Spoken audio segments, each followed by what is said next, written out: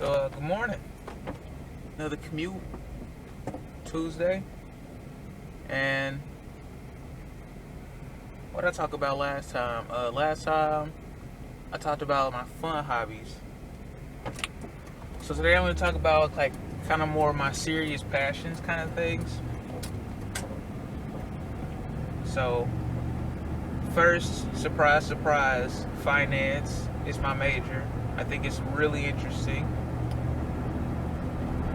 First off, I love math because I love practical math. I don't like math for math's sake because it just gets super annoying where when I'm trying to learn how to do like some kind of mathematical computation, but I don't understand why I would ever have to do this.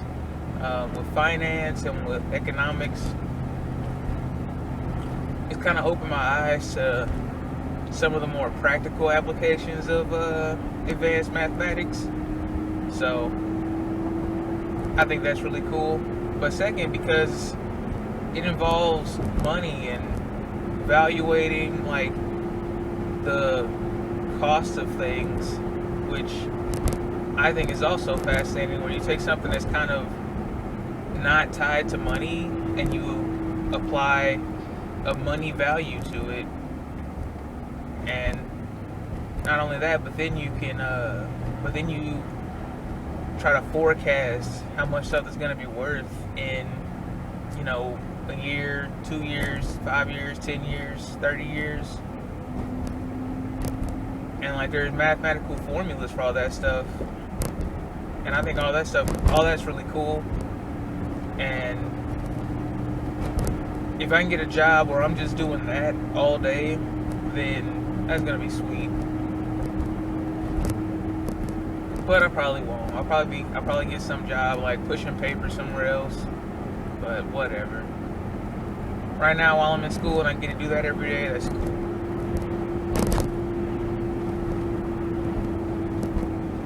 Serious hobby number 2, I'd probably say is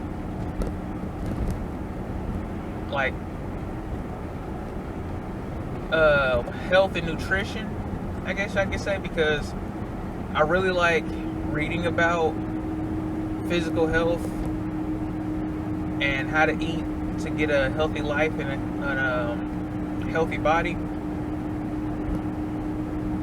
I don't know why, it's just something where like I just thought it was fascinating how the way you eat determines like everything else in your life. So like I think I got started in this. I used to take culinary arts when I was in high school, and like that class was really cool because basically I got to eat all day and it was cool. I got to eat all day and it was like really good food because it was like freshly prepared right there in front of my face. And it wasn't like the school lunch, because school lunch it was like some lasagna or like stuff out of cans. This stuff was like all freshly prepared. Like I said, like we was cutting up onions and celery and cooking steaks and stuff. It was awesome.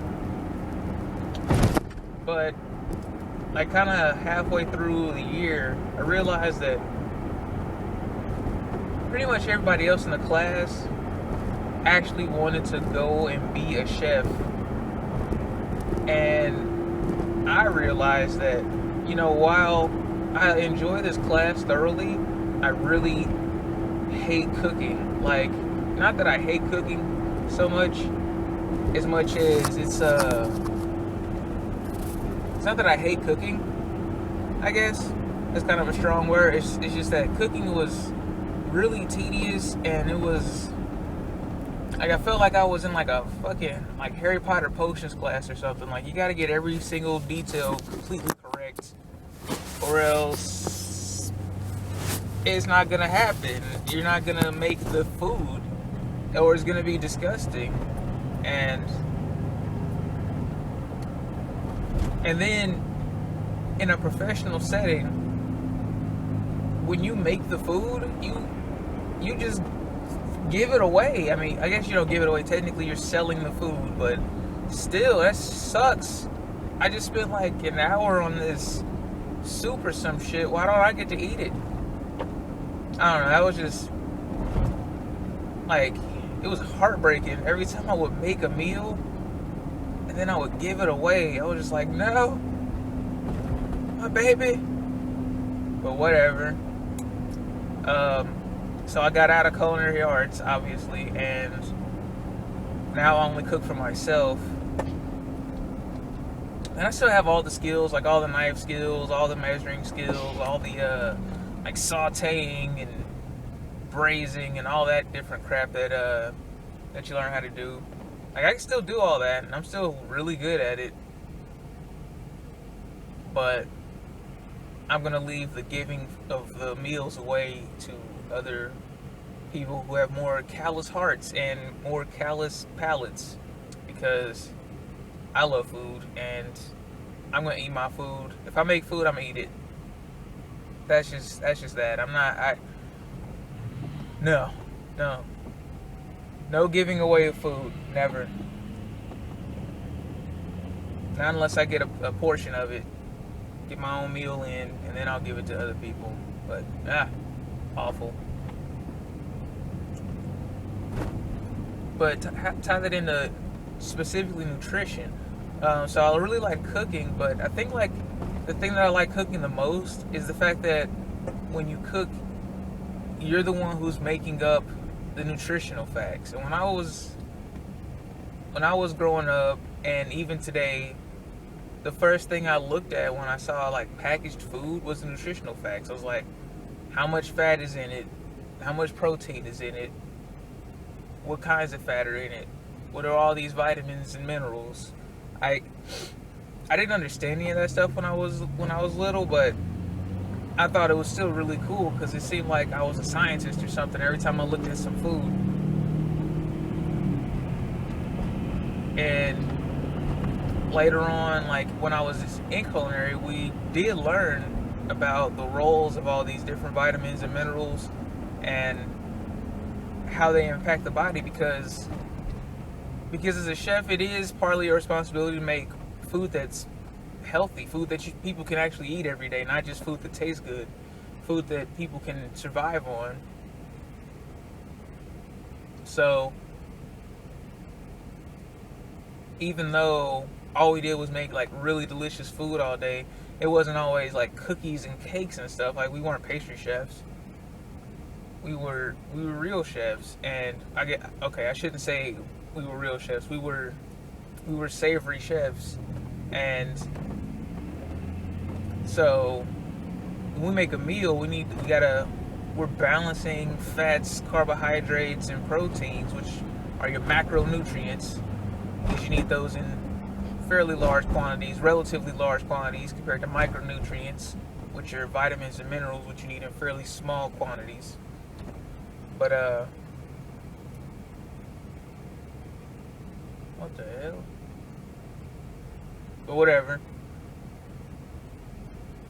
So we learned about those in culinary, but we didn't go like super in depth into them. And here lately in my life, I've been going super in depth in them, like not just what they do in your body, but like how many grams of like protein do you need in a day, and all this kind of stuff. Because the only people that really talk about this kind of stuff at this level are like bodybuilders, sports nutritionists, like people who design the meals for athletes to eat, and for like movie stars to eat because they have to look good in an upcoming movie or something. Like, not a whole lot of people talk about how many grams of protein does one need in a day. Like, that's just an unusual thing to talk about. That does not come up in a polite conversation usually, unless it's two people who really care about the way their body looks in 6 months, because these aren't going to be quick changes. These are things that take a while to do. But I still think it's just really fascinating, because like I said, the way you eat affects everything else in your life. How well you think, how good you look, everything.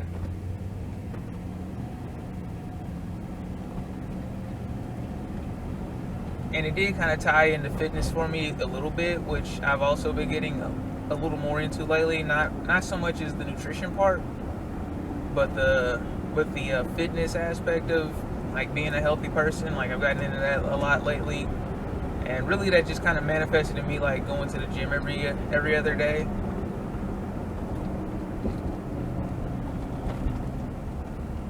Because I mean, frankly, when I was a teenager, I was like chubby. Like I was chubby with like no muscle. It was bad. Like I wasn't even like, at least like with a football player, they might be chubby, but they could like tackle some dude. Nah, I was like chubby and I played the clarinet.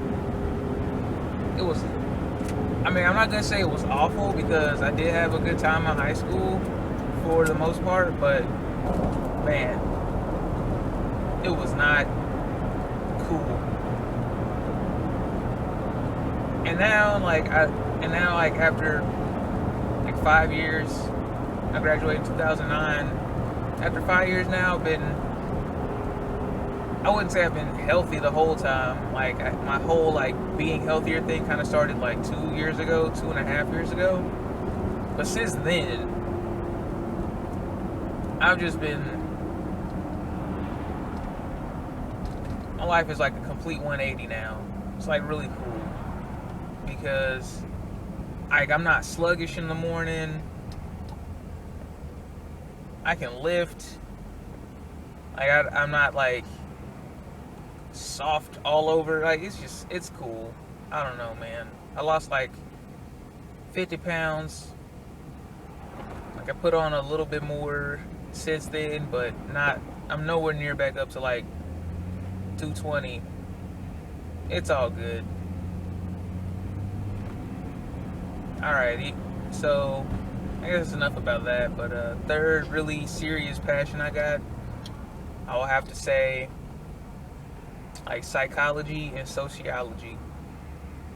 And I know, like with the last thing, it was nutrition and health and fitness.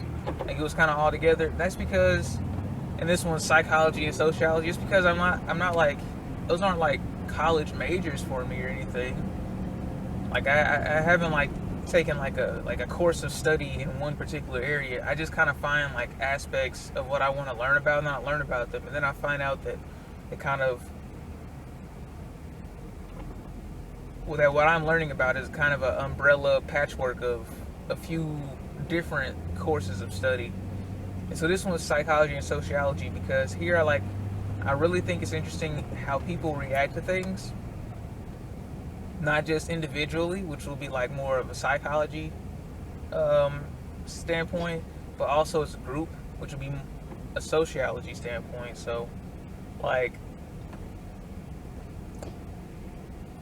as one specific person can have a specific psychological reaction to like a book or a movie, but as a group,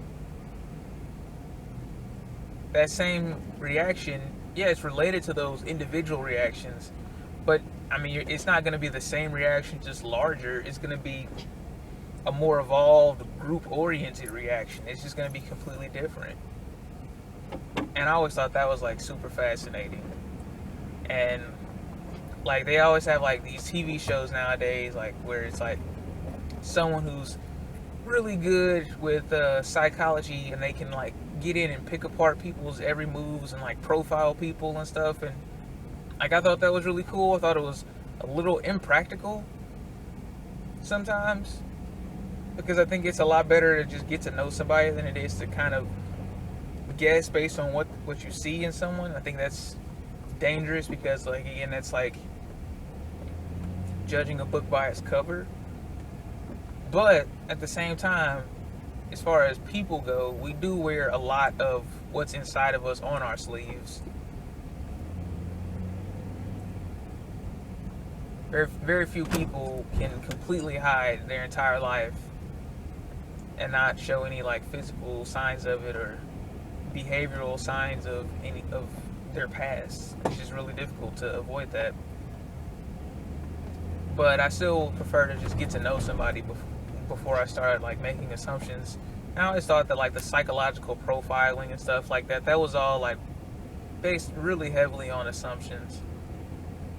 But don't get me wrong, I mean, the people who do that, like professionally, they're very good at what they do, and a lot of things they say are pretty accurate, but still, it just kind of rubs me the wrong way to want to profile somebody before you actually know them.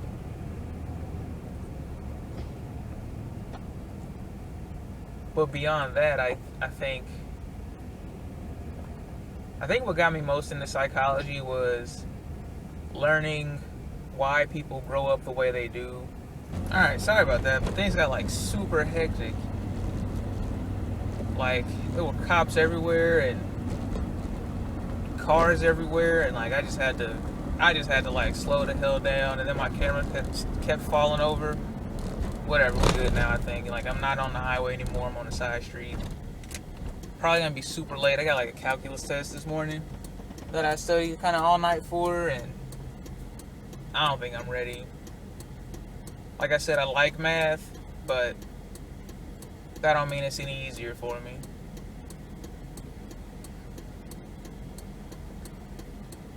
So, yeah. I was talking about psychology.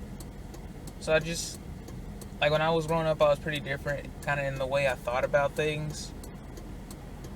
Like I feel like I hit that critical thinking stage years before other kids did, and those other kids, they realized that, and they kind of, I wouldn't say targeted me, but they kind of like alienated me. They just didn't really hang out with me, and it was kind of rough. And I ended up growing up kind of different because of that. But whatever. I'm not like a depressed person or anything. But because of that, I started to try to learn why. Like, why did that happen? Why do people act a certain way? Why do people do certain things? But then, like, you have to remember that they don't just do these things in isolation. When people do things, they typically like to do them as a group. So I had to learn about group behavior, and that came in with all the sociology aspects I learned about. And while I'm not like actively learning about those things now, I still use the things I learned like pretty much on a daily basis. And in my first major, when I was gonna become a music teacher, I was in music education. I had to take a lot of teaching classes, and those teaching classes are, like, with the exception of the methods classes, where you learn actual teaching methods, most of those classes are psychology classes and sociology classes. Basically, it's going to teach you how you relate to other people, and how you can kind of take a step back and evaluate a person so that you can really know who they are, where they're coming from, and not just everything you do be a reaction, like your gut reaction to how they treat you or what you talk about or whatever. Where you can actually critically analyze what's going on in someone's life, and then you can treat them a certain way so where that your relationship can get stronger or whatever your goal is. Basically, it's not to be impartial, but it's so that you can have like an impartial mind when you go in and try to connect with another person, which is what teaching is. It's a instructor, and they need to connect to all their students. Otherwise, the student isn't going to care what's happening. The student isn't going to want to learn without that connection. And I mean, I'm talking about young students. I'm talking about like elementary school, middle school, high school is still pretty important, but in high school you'll have students who are just learning for the sake of learning because they want to like get into college, or they want to acquire certain skills. Like I wanted those culinary art skills, so it didn't matter who my teacher was if they were teaching cooking, because I like cooking, so it didn't matter. It didn't matter what teacher it was teaching music, because I like music. It didn't matter. But for English, there were teachers who got me to do good English work, and there were teachers who didn't. There were teachers where I literally said, "Man, fuck doing this paper." And then there were other teachers where I was like, "Man, I should really try hard on this." And it was not because I just would care a year and would just not care another year. It's because there was a connection between me and a teacher one year, and the next year when I had a different teacher, we might not have had that same connection. So I think teachers learning psychology and sociology is really important. Maybe the sociology a little bit more important than the psychology, because on one hand, yes, you do need to individually connect with your students, but at the same time, when you're teaching, you're not teaching one student at a time. You're teaching 20 or 30 students at a time. Or if it's a band class or a gym class, you might be teaching 50 or 60 students at a time. So there are going to be group implications. Sociology starts at 2 people, and it goes on to billions of people. Billions of people can have a group reaction to something. But at the same time, a group reaction could just be 2 people. So anytime there's more than one person, you're talking about sociology at that point. And some people will say group psychology, which is another way of saying, here's the psychology of a smaller group. So group psychology can kind of fall under the umbrella of the 2 to 100 people or something, 2 to 1,000 people maybe. But I think once you start talking about thousands or millions of people, you're kind of squarely in sociology at that point. But sociology does talk about very small groups too. But like I said, psychology focuses mostly on the individual. Sociology focuses mostly on the group. But I think both are fascinating, because it all gets down to what people are actually thinking and why they're thinking that way. And I think that stuff's super cool.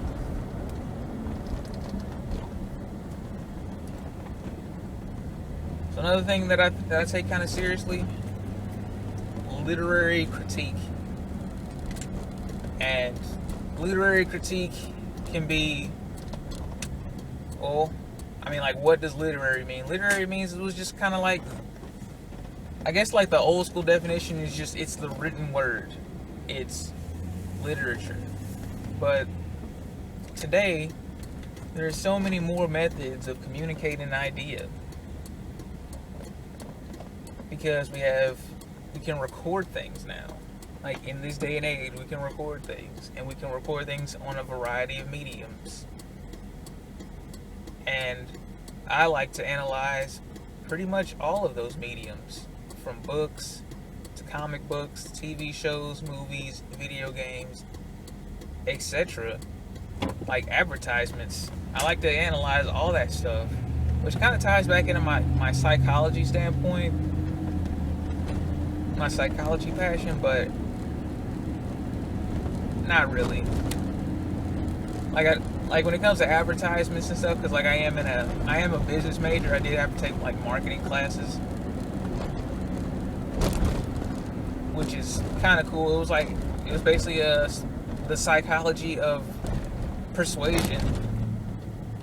But no, when I'm critiquing something, I like to think of who's this for, who is this for, what's this supposed to do, does it properly convey the message? Those are the things. And I've gotten really practiced at this lately, because I've noticed with movies that I liked a lot and video games I liked a lot back in the day, and I go back and play them, and now I think about them in a completely different light. And in some ways I'm kind of sad, because I know I think about things a different way now. And sometimes it does get in the way of me enjoying things that I probably would have enjoyed years ago. But now I think very critically about literally everything I come in contact with. And it kind of, I wouldn't say it dilutes my thoughts, or it kind of focuses my thoughts, actually, but I'm kind of thinking all the time, and I'm never really bored with anything, which is one reason why I want to talk about things. I don't got nobody to talk to, so I'm talking. But it's just a thing that I like to do. I like to think about, like I said, who's this for? What audience is this for? Like, what is the message trying to be conveyed? And it was just weird. Like, I know a lot of people kind of don't think that deeply about things. They're just kind of there to enjoy the moment, get like the visceral thrill of something. But for me, it's always just more, because when I see a book, I don't just see a story.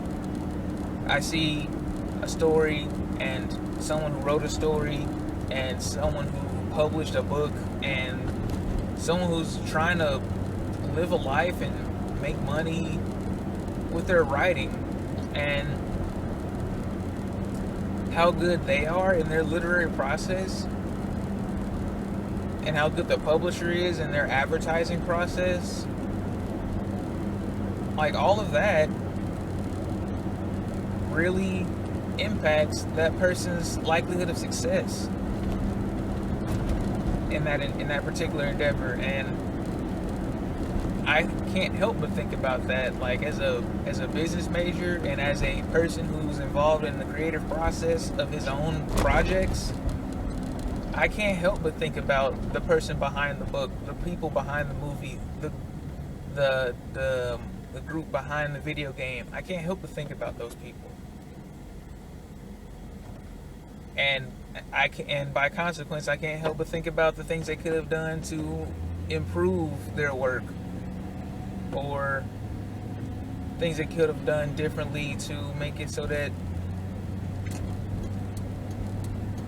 they can be successful, basically, if they weren't successful. And then if they were successful, think of the reasons why they were successful. Were they successful on their own merit, or were they successful because people were just picking up a copy because a previous work of theirs was really good? Or is it kind of just like a word of mouth thing where everyone liked it, so by that same token, everyone buys it just because? It's like, well, which is it? Why did this become good and this became not good? Those are things I always ask myself when it comes to movies and video games, especially, but also with books, also with television shows, cartoons, especially cartoons. I do it a lot with cartoons too.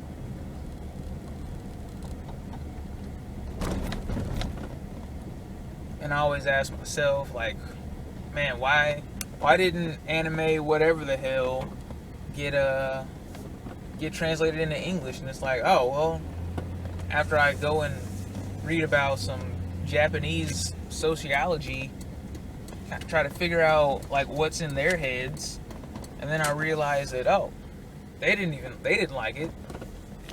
So why would they invest the resources in exporting their cultural good? That stuff's fairly expensive, and they're not gonna do that unless they feel like there's enough reward for it. So yeah, but yeah, I'm like here at school, so I will see you guys Tuesday.